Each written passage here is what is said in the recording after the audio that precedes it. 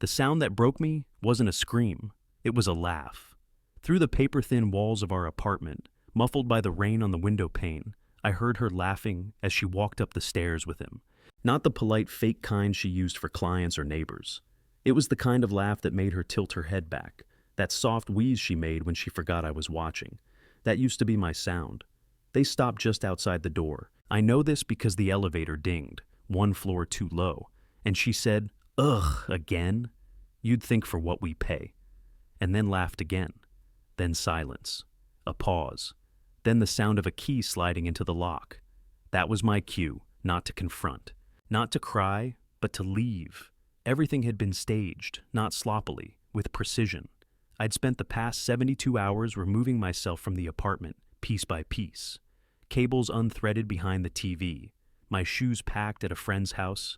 Every USB stick, file folder, and spare charger accounted for. The only thing left of me was a flicker of me-shaped dust on the shelf she never dusted. She opened the door with him behind her. She was smiling, radiant actually. She didn't even notice anything was wrong until she closed the door behind him and reached for the coat rack. It was gone. Then her eyes started scanning. The missing couch blanket. The quiet. His voice. "Wait, is someone here?" Hers. "No, he must have gone out." Then, after a moment of moving around the apartment, "Where the hell is his guitar?" That's the line that made me smile. Because I didn't play guitar. That was someone else's. A prop she used to explain why a stranger's Fender Stratocaster had been in our closet for 3 months. Now, it was gone, like everything else. She paced the apartment, calling my name once, then twice, louder. He said nothing. I imagine his eyes darting around, doing mental math, wondering if this was some kind of setup. I sat across the street in the borrowed car, lights off, watching through the sheer curtains I'd always hated. I watched her look for me like I was a missing sock, not a person. She never called. She just stood there, hands on her hips, trying to make sense of a home that no longer included the man she pretended to love. The kicker? I wasn't even angry. I was embarrassed. Embarrassed that I let it go on this long, that I convinced myself working late meant something noble, that I believed in team dinners and early morning meetings and makeup smudges being from mascara, not clumsy hotel rooms. I had given her every out, every benefit of the doubt, and she came home laughing. So, no, this isn't a story about heartbreak. It's about the moment you realize you're just set dressing in someone else's act, and the way it feels when you finally walk off stage. There are things that disappear loudly, shattered plates, slammed doors, raised voices echoing through stairwells. And then there are the things that vanish so quietly. No one notices until it's too late. That's how I left. Quiet, surgical, like steam slipping from a kettle right before it whistles. I hadn't spoken to her in 3 days before she brought him home. She assumed I was pouting in silence, maybe sleeping on the couch, maybe out on one of my random late-night walks I'd started taking, just to feel like I still had thoughts of my own. But I wasn't pouting. I was recording. The camera was hidden behind the old bookshelf I'd built from scratch, the one she once said was too masculine for the living room. The irony still makes me laugh. That camera caught 2 things, her lips on his neck, and the moment she grabbed the back of his jacket and pulled him into our hallway like she owned every wall. But that's not what gutted me. No. What did it was her face after he left? She didn't smile. She didn't cry. She just stood in the doorway, staring out into the night, holding the doorframe like it was the only thing keeping her vertical. And then she whispered something.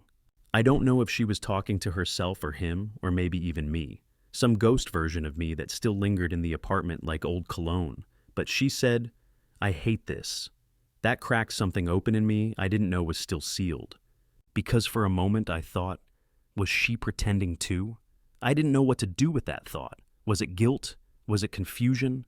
Or was it just one last manipulative ribbon tied around a grenade she'd already pulled the pin from? That night, I slept in a cheap motel next to a highway on-ramp. The kind of place where the ice machine is always broken and the walls hum with electricity. I lay on the bed, staring at the textured ceiling, and played the footage back again and again. Not because I needed proof.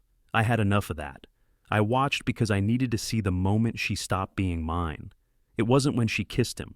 It wasn't even when she laughed outside the door. It was 2 seconds later when she walked past the framed photo of us in Lisbon, didn't glance once, and dropped her bag on the table like it had always belonged to someone else.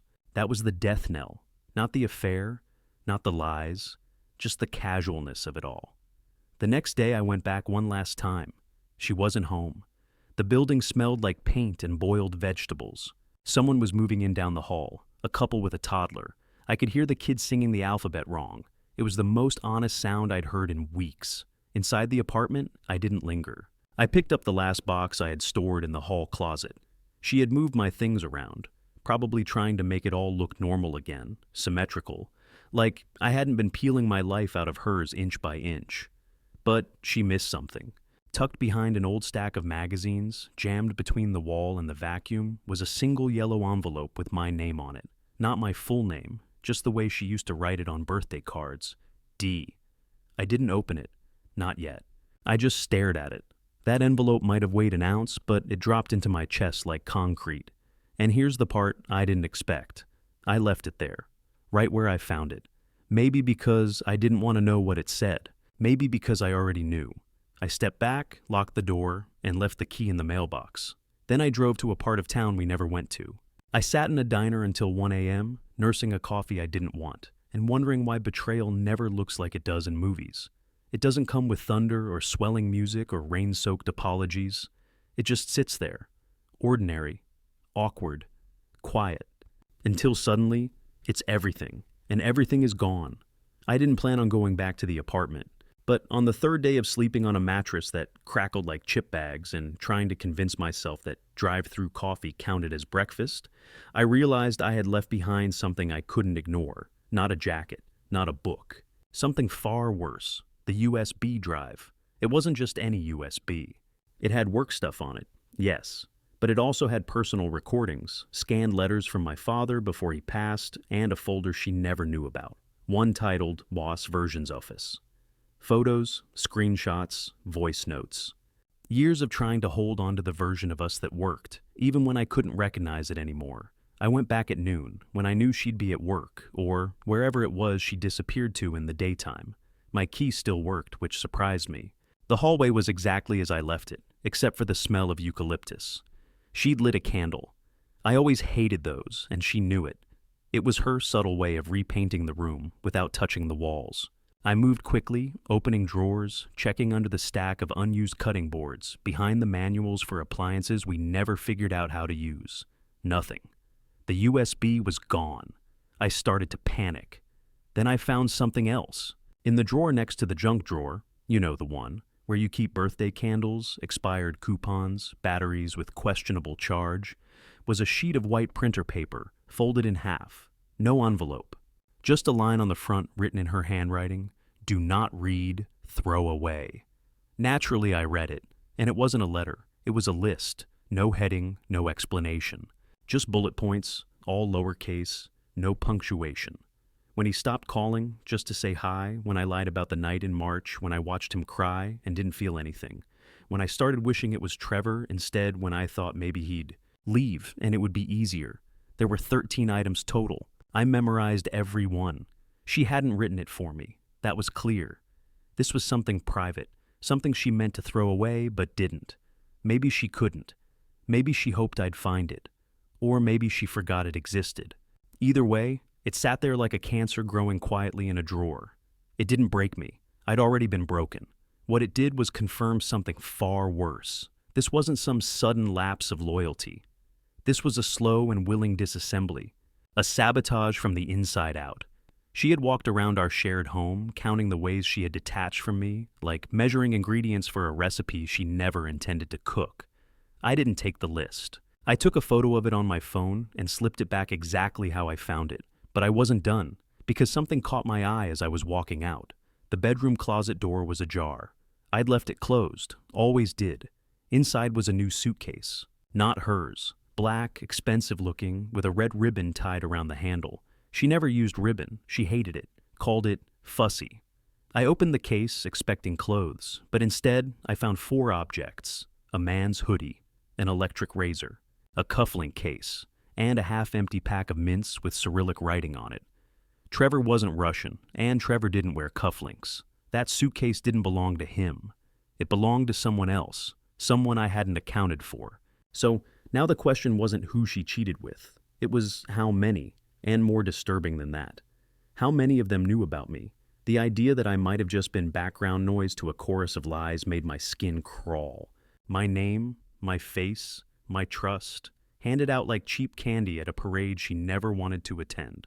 That night, I didn't go back to the motel. I drove to a rest stop off of 64, parked behind a tractor trailer, and sat there with the engine off and my seat reclined until the horizon turned blue. No music, no podcasts. Just the echo of that list in my mind and the sound of my own heartbeat arguing with itself. I realized then I hadn't just lost a wife. I'd been living with a stranger, one who'd left breadcrumbs not because she wanted to be found, but because she didn't care anymore if I did. And somehow, that hurt even more.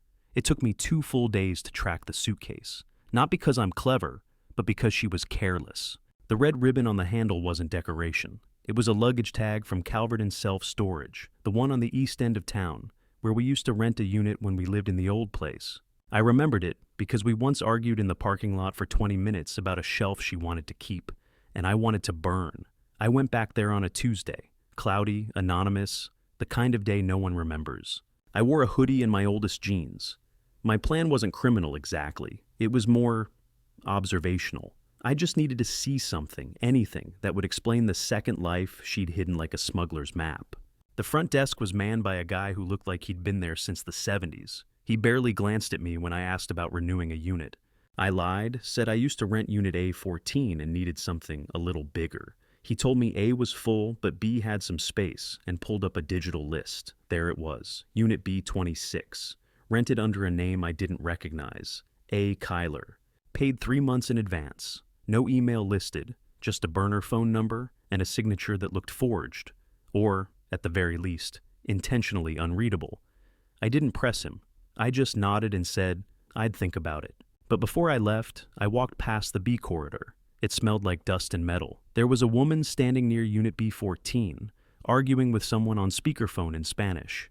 She didn't look at me. I walked slowly, past B20, B22, B24, then I saw B26. Fresh scrape marks on the floor, new padlock, no dust on the handle. Someone had been here, recently. Now, I didn't break in. Let's be clear. I didn't bring tools or gloves or do anything that would land me on a grainy police photo. What I did was wait. From my car parked behind a row of dumpsters, I watched for 4 hours until just after 7:30 p.m., when a silver sedan pulled up. Tinted windows, temporary plates. Out stepped a man in a dark coat, tall, maybe mid-40s. Not Trevor, not even close. He walked with the kind of confidence that says he'd been doing this a while. No hesitation. Straight to B26. Keyed in the code, opened the unit, and disappeared inside. He didn't turn on the light. 3 minutes later, he walked out carrying a duffel bag, got back in the car, drove off. I followed him. I wasn't planning to, but something in me, maybe rage, maybe grief, maybe whatever hybrid emotion you get when the woman you built a future with turns out to be a magician of deception, made me put the car in gear and tail him. I stayed 4 cars behind. He drove like a man with purpose, like someone who didn't have time to second-guess himself. No turns, no paranoia, straight shot to a downtown condo building I recognized immediately. River Hall Residences. The place Corinne had always said was too pretentious. Marble lobby, gold elevators, weekly wine tastings on the rooftop. I parked across the street and watched as he walked in without buzzing. That meant he lived there, or someone had given him access. I waited 30 minutes. Then I walked into the lobby. The night manager looked up, bored, probably assuming I was DoorDash or lost. I asked if I could leave flowers for Unit 802. He blinked. That's not a resident unit. That's corporate leasing. Right, I smiled. It's for the woman who hosts the pop-ups. She said she was using 802 this week. He shrugged. If she gave you clearance, just leave them by the elevator. So I did. Not flowers. A note. Folded small. No name. Just a single question scrawled in block letters. Does she lie to you too? Then I walked out. Fast. That night, I didn't sleep. I kept thinking about B26. The mystery man. The duffel bag. And the look on Corinne's face the last time she kissed me. Not like someone who loved me, but like someone checking off a task. I realized then something I hadn't wanted to admit. She wasn't reckless. She was organized. She'd built a whole architecture of deception. Men in different corners of the city, a second apartment, a fake name, a storage unit, possibly a burner phone. This wasn't about cheating. This was about living multiple lives and calculating how much of each version she could get away with before one collapsed into the other. And me? I was the one built on the softest foundation, the one easiest to erase. But she made a mistake. She thought I'd vanish quietly. She didn't expect me to keep digging, and I wasn't done yet. It started with a question I didn't want to ask out loud. What if she's done this before? Not just lying, not just cheating, but this. All of it. The hidden storage, the alias, the multiple men. What if I wasn't her first test subject? That question sat with me like static under my skin. It itched in the silence, in every idle moment. By Thursday, I couldn't take it anymore. I opened my laptop at 3 a.m., in the half-light of a motel lamp with a flickering bulb, and typed the kind of thing people usually delete right after they search. Signs your partner is living a double life. That took me to a blog. The blog took me to a forum. The forum took me somewhere I can't even name. Not dark web stuff, nothing illegal, just the kind of place where real people drop stories no one else believes. Men and women who described the moment they realized their partner wasn't just cheating. They were scripting entire versions of reality like it was theater. Separate wardrobes, burner emails, bank accounts opened under maiden names. One guy found out his wife had a second husband 4 states away. Another said his girlfriend of 6 years had been living in a condo paid for by a sponsor who believed she was in graduate school. I kept reading until my eyes burned, and then I stopped cold, because I saw something that made my whole body freeze. A username, /Corin808// posted in 2018. The thread was titled, "How do you break off a second relationship cleanly?" The post was short, surgical, cold. Not married, no kids. Been seeing 2 men in separate cities for about a year. One is getting serious. Other is more emotionally attached. Don't want drama, just a clean exit. Any strategies? No names, no locations. But that username. That exact style of lowercase. The lack of punctuation. The clipped, almost managerial tone. It was her. I knew it. I could feel it. The replies were a mix of horrified and disturbingly helpful. Ghost him. Fake a family emergency. Say you're sick and need time, then disappear. She replied to one of them. I like the emergency idea. Drama-free is key, thanks. I don't know how long I stared at the screen. Something about the way she used the phrase drama-free, like a customer service rep managing a refund, snapped something in me that hadn't broken yet. I wasn't dealing with someone who made a mistake. I was dealing with someone who planned detachment the way you'd plan a vacation. And now the storage unit made more sense. The suitcase, the burner name, the casual cruelty. This wasn't new. This was her pattern. The next morning, I skipped work. Not that anyone noticed. I drove across town to the DMV, said I lost access to my wife's vehicle, needed to verify registration. The guy behind the counter was bored, distracted, barely looked up. After a minute of tapping, he printed out a sheet and handed it over. It wasn't just one car. Corinne had 2 vehicles registered under her maiden name. One I knew, our shared sedan. The other was a white Nissan SUV leased 4 months ago. I looked up the leasing company, called, asked for information on recent transactions under that name. The woman on the phone was sharp, too sharp. She hesitated.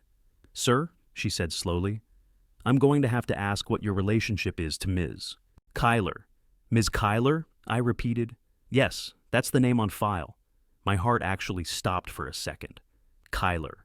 A. Kyler. The name on the storage unit. I hung up. My hands were sweating. That night, I parked outside the River Hall residences again. I waited. 2 hours, 3. At 10:17 p.m., I saw her. Corinne, my wife, hair in a loose bun, black coat, that same wine-colored scarf I bought her in Asheville. She walked out of the building and climbed into the white Nissan. No hesitation, no fear.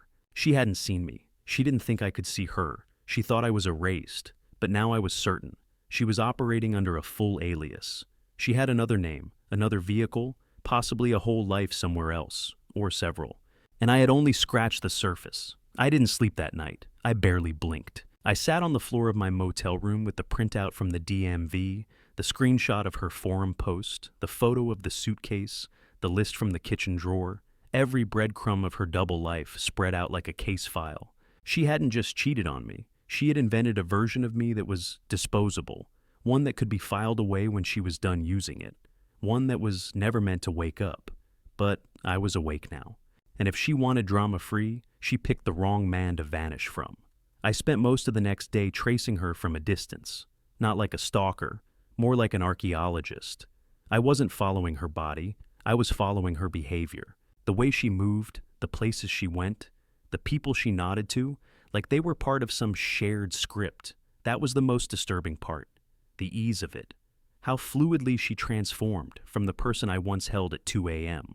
after her mother died into this alternate version of herself, chatting and sipping coffee outside a boutique hotel like she didn't have a legal husband and 6 years of my life tucked inside a box somewhere. She wore sunglasses that morning. Not for the sun, it was overcast. They were for anonymity. Not disguise, but deflection.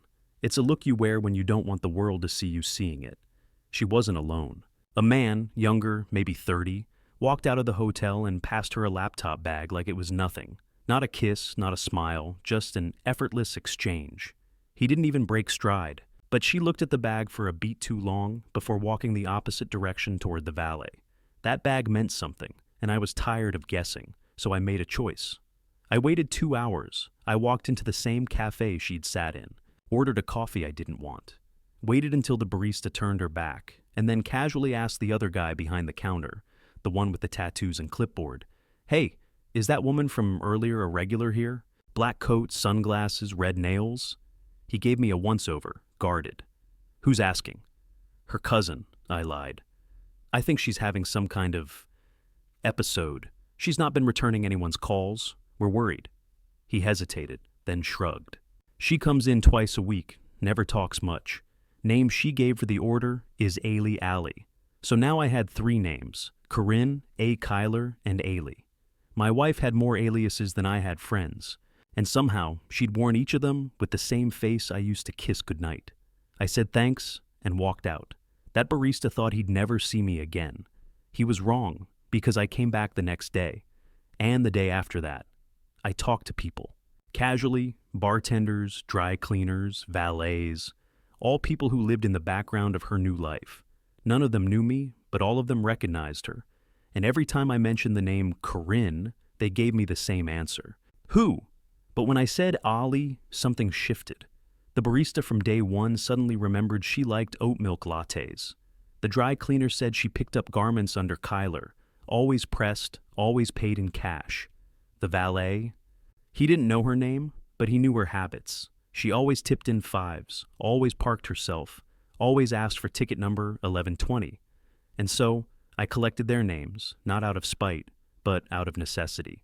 Because I had decided that if she had built a second life out of shadows, then I would build a witness list, a case file, not for court, not for blackmail, for truth. Because that's what no one tells you about betrayal. It's not just the lie that kills you, it's the not knowing which parts of your life were real. And that kind of wound doesn't scab, it festers. I wrote it all down, every timeline, every location, every name. And then I called someone I hadn't spoken to in 2 years, my brother. We were never close, a few blowouts growing up, a couple of years without talking. He lives in Baltimore now, works IT for an insurance firm, has a kid I've only met twice. But he's always been good with systems, patterns. He could smell a bad password through the phone. When he picked up, he sounded tired. "Is everything okay?" "No," I said, "but I think it could be. I just need 20 minutes and your discretion." We met halfway in a parking lot off a 95. I handed him a flash drive. He plugged it into his laptop right there in the passenger seat. "Is this legal?" he asked, scrolling through the folders. "No," I said, "but it's honest." He whistled when he saw the spreadsheet I had built. Alias names, dates, confirmed sightings, associated license plates, timestamps, photos, even transcriptions from the barista and the valet. He looked at me like I had grown teeth down my arms. "You did all this in a week?" I didn't answer. He glanced over. You know, if you're going to follow this all the way through, you're going to need more than notes. I know. You're going to need proof she can't erase. I didn't say anything, but the words stuck. Proof she couldn't walk away from. Not forged papers, not security cam footage she could claim was taken out of context. Living proof. And then something clicked. I remembered the man from the hotel, the one who passed her the laptop bag. Not a lover, not from what I could tell. No, he was younger, nervous. The way he passed the bag. It wasn't intimacy. It was a transaction. She wasn't just lying to me, she was working with people. And if I found him again, he might be the one person in this whole unraveling mess who would finally talk. Because if he was involved, if he was helping her move things, or cover tracks, or play parts, then he was a liability. And I was counting on that. I would find him, not because I wanted revenge, but because I finally understood what Corinne had spent years building, a world of rotating masks. And now, I was going to rip the curtain down. I found him by accident. That's the part that still haunts me. All the careful notes, the stakeouts, the planning. And then, just like that, there he was, standing in front of me at the copy center on 4th Street, picking up a print order with the same worn laptop bag slung over his shoulder like it weighed. Nothing. I almost didn't recognize him. He was wearing a different jacket, hair slightly longer, mask pulled down under his chin. But it was him. The posture, the nervous fingers tapping the counter, the way he glanced at the exit like he was always half ready to run. I didn't follow him immediately. I waited, watched. He left with a thick envelope tucked under his arm and disappeared around the corner. I counted to 15 and then slipped out behind him, keeping 2 car lengths worth of distance as he walked east, weaving through pedestrians, texting as he moved. I followed him for 5 blocks until he ducked into a corner deli with a neon sign that said Tommy's. I walked past and circled once. It wasn't a cafe, no tables, just counters, a fridge of soda, a shelf of dusty chips. He wasn't here to eat. He was meeting someone. I waited across the street behind a rusted delivery van. 10 minutes later, she walked in. Corinne, or Ali, or whatever she was calling herself this week. Her hair was up. She wore sneakers, no makeup. Her usual armor was gone. She looked unmade, like a civilian. And she didn't even look around. She walked straight to him, took the envelope, and they sat down on the tiny bench by the window. No hug, no eye contact, just business. I didn't take pictures. I didn't need to. What I needed was something else, a crack, a fracture, and I saw it 30 seconds later. She said something low, leaning forward. He shook his head. She repeated it, more forcefully. Her hand touched his knee, not gently, but like a warning. He pulled back. She said something else, quickly, and he glanced out the window, not at me, but toward the street. Then he stood, walked to the register, bought a bottle of water, and left. Alone, she stayed behind. I followed him. He didn't go far, just 2 blocks down, and into a narrow alley behind a building with a broken fire escape. I didn't follow him into the dark. I waited, leaning against the wall until he emerged again, this time without the envelope. I stepped forward. "Hey," I said, and he jumped like I'd fired a gun. "Jesus," he muttered, hand on his chest. "I just want to talk." "I don't know you," he said, backing away. "But you know her," I replied, "and I think you're tired of it." He froze. That was the key. He didn't deny it. He didn't ask who. He just stood there, like someone had just spoken the thought he was too afraid to say out loud. "She's not who she says she is," I said, softer now. "I don't know what she told you or what you're involved in, but I think you're in over your head, and I think you know that." He looked over his shoulder, then at me again. "You her husband?" "Was," I said. "You?" He gave a hollow laugh. "God, no. I'm just the tech." I didn't blink. "What does that mean?" He hesitated, looked back toward the street. "I was supposed to set up a mail system, dummy inboxes, remote backups. She said it was for security. Said someone was stalking her. She paid me to automate some location spoofing and install tracking apps on a few burner phones. I figured she was trying to protect herself from a psycho ex." "She was," I said. "Except I wasn't the ex yet. And I wasn't the psycho." That landed. He frowned. "Wait, what?" "She used my name, my insurance, my address. She built half of this alternate life using pieces of mine."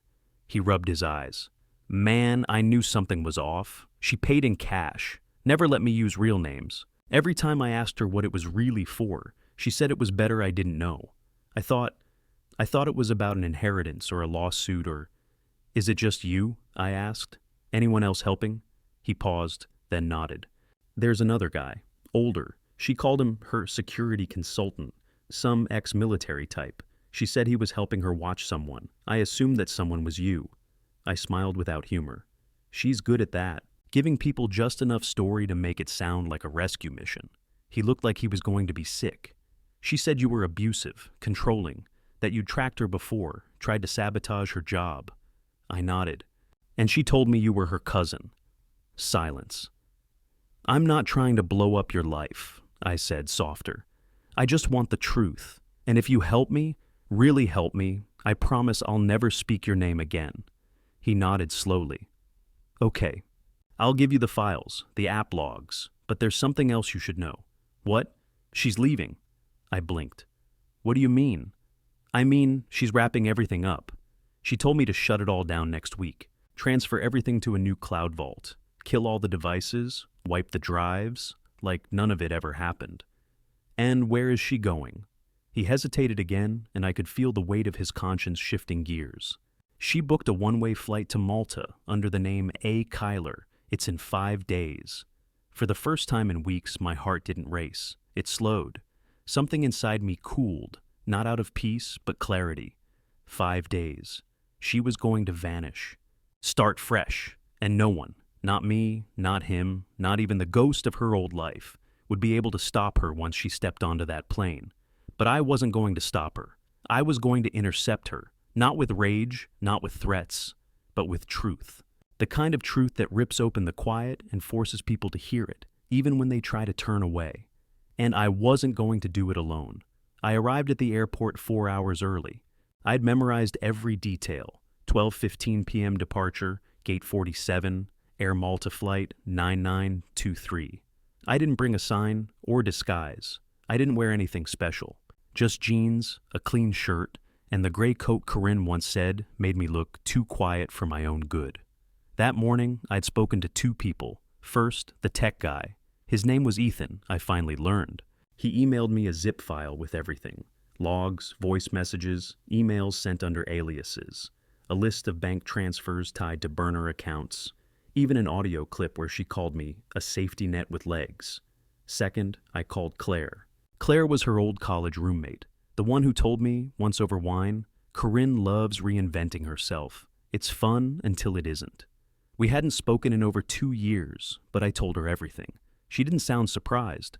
By 11:50, people had started lining up at gate 47, and then there she was, hair tied back, sunglasses, that same old scarf, the one I bought her in Asheville. She was alone, no luggage, just a carry-on and a passport tucked into her sleeve, like she thought she was in a spy movie. She looked thinner, but maybe that was just time playing tricks on me. She didn't see me until she passed the final security check.